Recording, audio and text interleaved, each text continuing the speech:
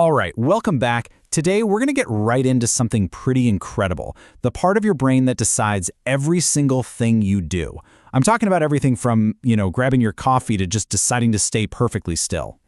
So here's how we're going to break it down. First, we'll look at the big picture, where this whole system fits in. Then, we'll actually map out the key parts. After that, we'll get into the really cool stuff. It's go and no-go signals. And finally, we'll see what happens when this delicate system gets out of balance. I mean, really think about it. Right now, you could do a million different things. So how on earth does your brain pick just one? Well, the answer is tucked away deep inside, in a set of structures that are basically the brain's ultimate bouncer, choosing who gets in and who stays out. Okay, so to really get a grip on how this incredible decision maker works, we've got to see where it sits in the brain's whole chain of command for movement. So check this out. You can think of movement control in levels. Way down at the bottom, the low level, that's just raw execution. The brainstem and spinal cord telling your muscles, contract. But the basal ganglia, it's playing at the highest level. It's not worried about the nitty-gritty of moving a muscle. It's the strategist, the CEO, deciding which move to make in the first place. Yeah, gatekeeper is the perfect word for it. Your cortex, that's the big, wrinkly part of your brain, is just constantly throwing out ideas. Hey, maybe we should stand up. What about a sip of water? Ooh, my nose itches. The basal ganglia's job is to stand at the gate, look at all those competing ideas, and just funnel them down to one single command that gets to go through. It brings order to the chaos. All right, so if it's a gatekeeper, who are the actual players running the show? Let's zoom in and take a little anatomical tour. You won't find these guys on any surface map of the brain. Nope, they're tucked away, deep inside, right at the very core, forming this super tight-knit network. And when we look at it from the front like this, boom, you can see all the individual parts and how they're all snuggled up together. We're talking about things like the putamen, the globus pallidus, and the substantia nigra. Okay, I know these names sound pretty intense. Don't get bogged down trying to memorize them. Just think of them like different departments in the brain's main office for decision-making. Each one has a really specific job. So, here's the key thing to remember. When your cortex has an idea for an action, it doesn't just broadcast it everywhere. It sends a memo right here to the main inbox, which is called the striatum.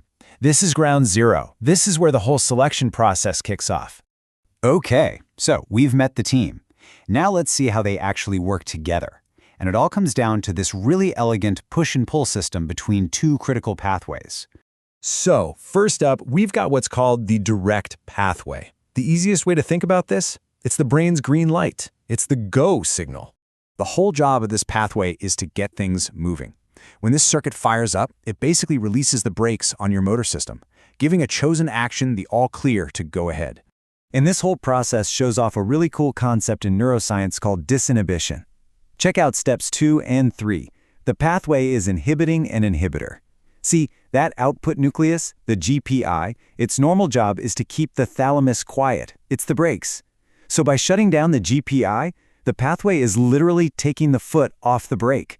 It's like a double negative that makes a positive. Super clever, right? All right, now for the other side of the coin. If the direct pathway is the green light, the indirect pathway is the big red stop sign. It's the no-go signal, and its job is to suppress all the movements you don't want to make. And you have no idea how important this is for just focusing. Without it, you'd be a jumble of competing movements.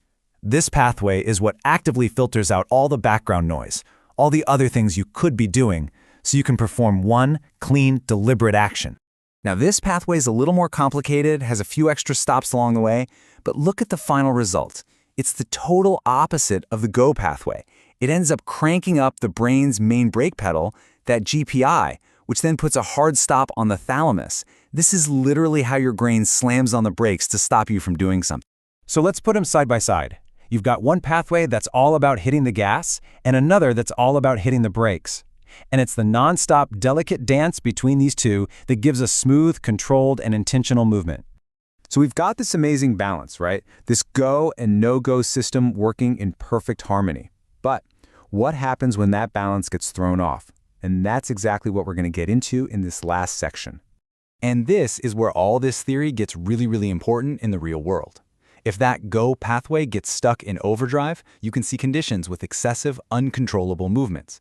But if the no-go pathway is too powerful, you get the opposite problem, things like slowness, stiffness, and a really hard time just getting a movement started. The biggest takeaway here is something pretty profound. Your ability to just sit still, to not move, is just as much of an active process in your brain as getting up and walking across the room. Your basal ganglia is working constantly, firing off those no-go signals to keep you from acting on every little impulse. It's this constant silent conversation happening deep inside your brain right this very second, filtering, choosing, and making sure that every single action you take is the one you actually intend to make. It really is the ultimate decider.